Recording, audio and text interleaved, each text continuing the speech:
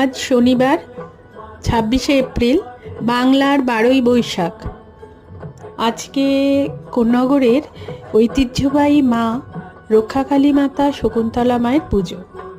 দেবী শকুন্তলা মা বছরের এই একদিনই দক্ষিণা কালিকা রূপে পূজিতা হন। এই বছর দেবীর পূজা 136 বছরে পদার্পণ করল। দেবী শকুন্তলা মা সূর্যের মুখ দেখেন না, তাই সূর্যাস্তের পর মাকে কাঁধে করে মন্দিরে নিয়ে আসা হয়।